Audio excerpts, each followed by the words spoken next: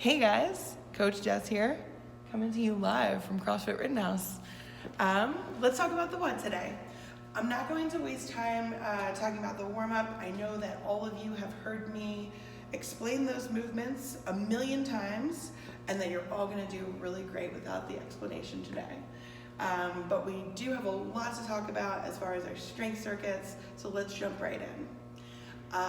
So the first circuit is all arm and shoulder focused, and for that you will need two moderately light dumbbells. So there's some high rep schemes in here today, so you're not going to want to go super heavy or you won't be able to complete the 45 assigned reps for each exercise and each arm. So we're starting with bicep curls, right? Glue your elbows to your rib cage, and then with palms facing out, raise the dumbbell to your shoulder. Easy as that. When you start to get tired though, a lot of people start to bounce around and use momentum to make this happen. Try not to do that, all right? Hold yourself to a high standard on that form. Glue those elbows, raise those dumbbells. From there you have strict press, right? So dumbbells resting on your shoulder, press straight up over your head, lock the elbows out, bend the elbows to bring it back down. Same thing, don't get into the habit of don't start to dip to get those up. It's not a push press, it's a strict press. From there you have the lateral raise. So all that means is that you raise the dumbbell with palm face down, out to the sides, and back. That's why I'm using 10s, these are kind of tough. Woo! All right. From there, you're already set up for your hammer curls. Once again, glue your elbow to your rib cage from thigh to shoulder and back down with palms facing each other this time rather than facing out. Upright row is just like the sumo deadlift high pull. So palms are face our body, and we're going to raise the elbows up over the shoulders and get the dumbbells up to the collarbone. Lower back down.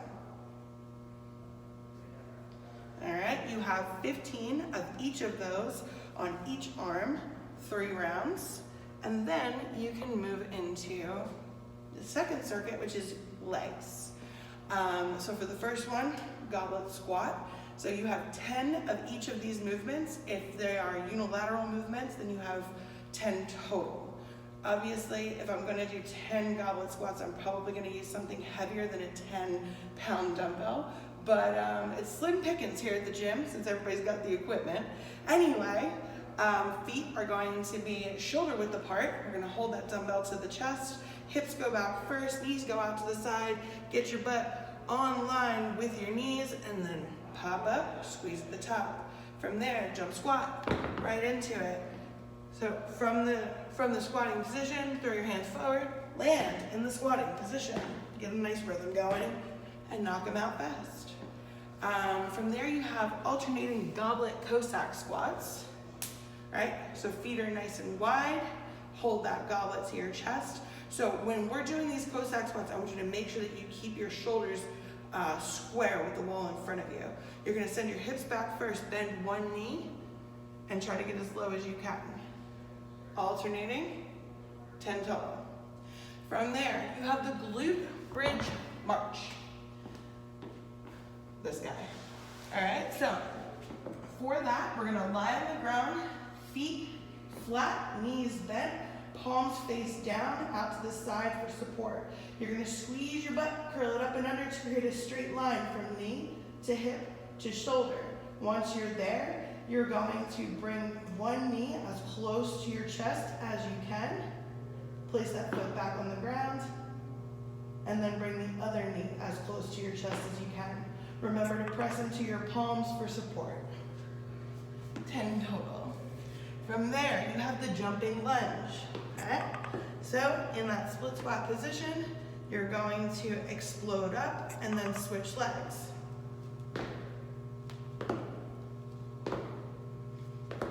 10 total.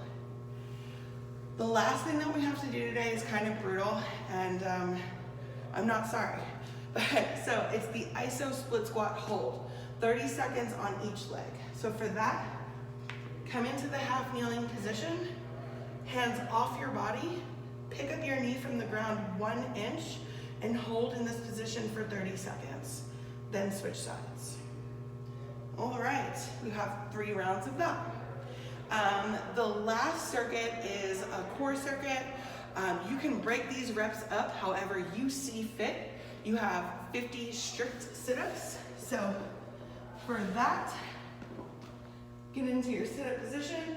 The only thing about these, you can put your hands behind your ears if you want, but just try not to reach your neck forward, or you can cross them at your chest.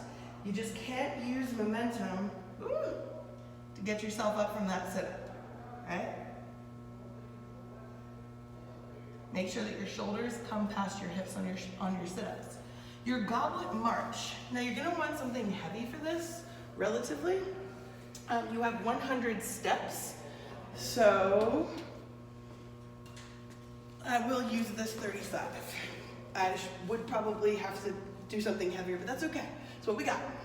So you're gonna hold this in front of you with your elbows off your body, neutral spine, so you're lean forward slightly to load up your core.